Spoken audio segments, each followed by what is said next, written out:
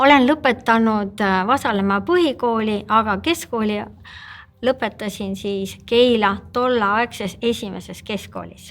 Mina olen 17. lend. Minu klassijuhatajaks oli Rutt Kukner ja tema oli ka meile ka eesti keele õpetajaks. Mälestused on toredad, sest klass oli tore ja õpetajad olid väga toredad.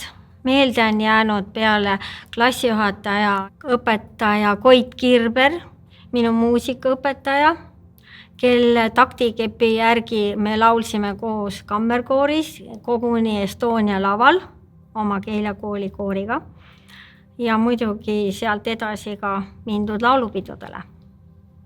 Olen lõpetanud 1980, et see ainukene olümpialend, mis on Eestis olnud. Ma ei teadnudki, et mind sooviti tegelikult peale lõpetamist sellesse Harjumaa spordikooli tol ajal. Praegult seda enam ei eksisteeri selliselt, aga minu soov oli tulla oma kooli õpetajaks. Ja nii ma tulingi 1980. Väga meeldiv. Üldsegi mingisugust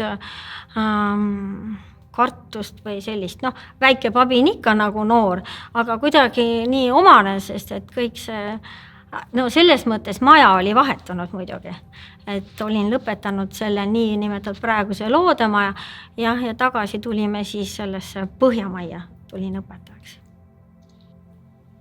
Jah, et meil oli suur võimla, see oli meile tõesti plussiks, mitte nii nagu siin praeguses majas, see on õige. Meenutusi on tõesti nii palju erinevaid.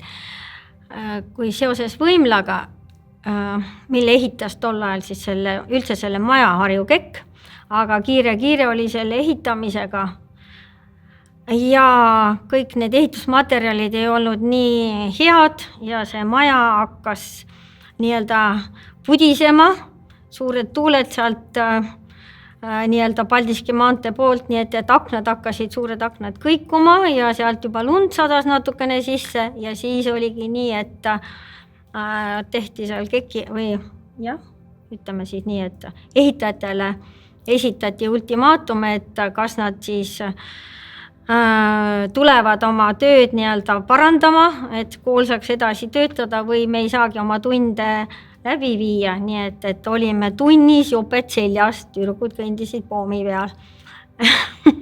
Ja siis tuldigi parandama.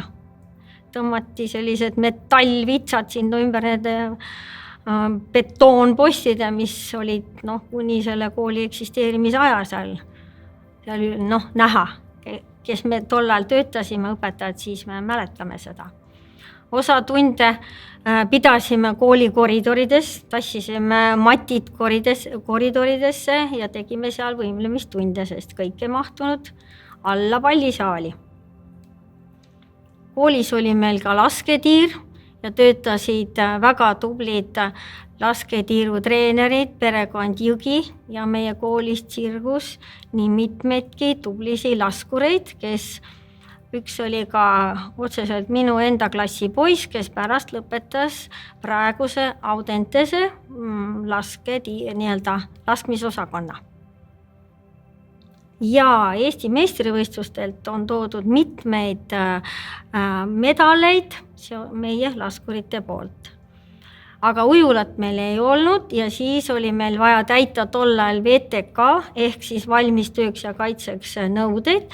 Siis me tulime õpilastega rongi peale, sõitsime tondilt trammiga Tõnismäele ja läksime tol ajal tööjõureservide ujulasse ujuma, täitma oma VTK norme.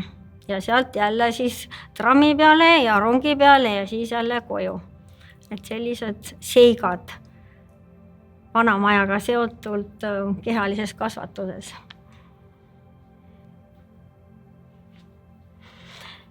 Ma ei saa kohe. Jaa.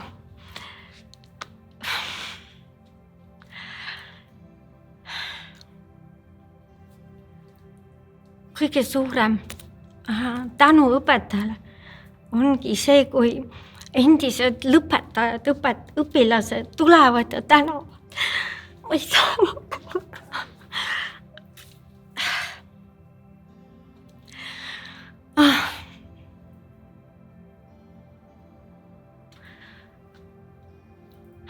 Läbi meedia ongi mind tänatud. Et sa olid see, kes mind õpetas suusatama. Näiteks oli siin üks endine õpilane. Ja tervitavad, õnnitlevad, meenutavad. See ongi kõige suurem tänu. Kooli vaimu just näebki nendes gümnaasiumi õpilaste ühisüritustel. Ja muidugi gümnaasiumi osas on paljud õpilased tulevad erinevatest koolidest ja nendel võtab aega, kui seda ühisvaimu nagu üles leida ja siis ühiselt ka siis neid üritusi teha, et sellest nad saaksid selle tunde, et me olemegi neid ühiselt ja loovadki selle vaimu. Ma arvan, et seda nad õpilased tunnevad ise. Ja kui nad ühiselt, muidugi mina näen seda ka, kui me nüüd oleme koos võistlustel ja kui nad teineteist toetavad ja elavad kaasa ja see ongi ka see meie enda kooli vaim. Ma olen meenutanud ka teistele kolleegidele, kui vahva oli meil vanas Põhjamajas iga augustikuune kokkusaamine. Et lauad olid pandud pikalt, üksteise järgi, mitte et eraldi laudkonnad ja istusime ühise laua taha ja igaüks võttis kaasa sügisande või siis küpsetas midagi ja siis me tutvusime ka seal uute kolleegidega ja seal siis õnnitleti jälle vanu kolleege, kellel oli sünnipäev olnud või mingi muu juubel, tööjuubel. Nii et see oli väga mõnus ja siia tulles tunnen sellest küll alati puudust. Et sellist ühist olemist meil enam ei ole. Aga vanast majast seoses vana majaga veel meenub, et meil oli koolimuuseum ja see oli ka väga vahva. Ja mul on nii kahju, et need asjad tulles siia kõik sai pakitud kastidesse ja pidi ju tulema meie siia majja, sellesse majja ka, aga siiamaani teda ei ole. Ja see oli äge koht tegelikult, seal vanas majas. Jaa, Ingepäev.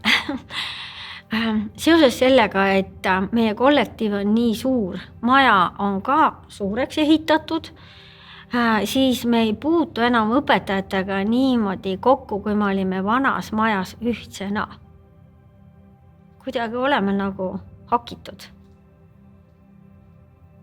Mõni viskabki kohati nalja, et sa töötad ka ikka veel siin. Või pole tükil ajal juhtunud kokku. See on nagu juba nali.